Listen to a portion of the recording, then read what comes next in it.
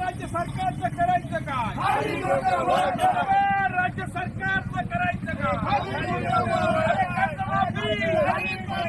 कोण म्हणतो देत नाही? कोण म्हणतो देत नाही? बच्चू भाऊ तुम आगे बढ़ो, कर्जमाफी आमच्या हक्काची, कर्जमाफी आमच्या हक्काची, शेतकरी एकजुटीचा, शेतकरी एकजुटीचा. राज्य सरकारचं करायचं काय? राज्य सरकारचं करायचं काय? या राज्य सरकारने निवडणुकीच्या आधी जाहीरनाम्यामध्ये शब्द दिला होता, लिखित शब्द दिला होता की आमचं सरकार पुन्हा सत्तेत आल्यानंतर शेतकऱ्याचा संपूर्ण सातबारा कोरा करू. आत्ताचे राज्याचे मुख्यमंत्री देवेंद्रजी फडणवीस यांनी हा शब्द त्या ठिकाणी जाहीरपणाने दिला होता आणि त्यांनी त्यांचा शब्द खरा करावा. अरे तुमची योग्य वेळ कधी येणार आहे? तुमची योग्य वेळ कधी येणार आहे? अरे किती शेतकऱ्यांच्या आत्महत्या झाल्यावर तुमची योग्य वेळ येणार आहे? किती शेतकऱ्यांचा तुम्ही जीव घेणार आहात? किती तडतडाट घेणार आहात?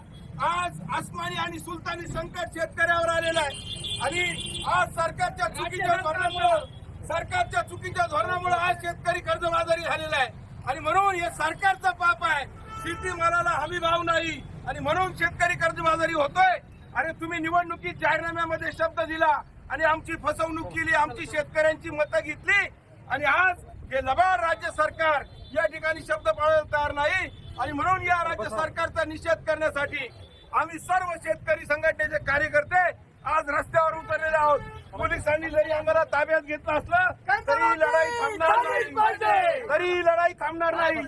पोलीस स्टेशन समोर देखील आमचं आंदोलन आम्ही सुरूच ठेवणार आहोत.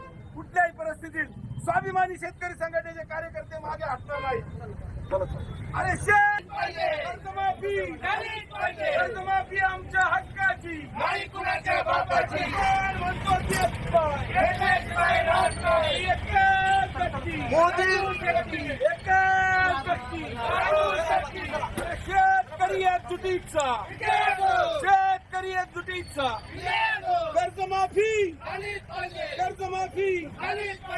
अरे आमचे पोलीस बांधवांना विनंती आहे, आम्हाला ताब्यात नुसतं घेऊ नका, आम्हाला जेलमध्ये टाका. कारण मरण्यापेक्षा आम्ही जेलमध्ये बसणं पसंत करू. कारण रोज 7-8 शेतकरी आत्महत्या करतायत. या ठिकाणी पावसानं थैमान घातलेलं आहे. शेतकऱ्याचं दुसरंही पीक हातातोंडाशी आलेलं चाललेलं आहे, वाया चाललेलं आहे. शेतकरी मरणाच्या दारात आहे. अरे राज्यकर्त्यांना थोडी तरी शरम वाटू द्या, लाज वाटू द्या तुम्हाला. अरे आम्हाला ताब्यात घेण्यापेक्षा जेलमध्ये बसवा. मी तुम्हाला सांगतो पोलीस स्टेशन समोर सुद्धा बेमुदत आंदोलन चालूच ठेवणार आहे. काय झालं?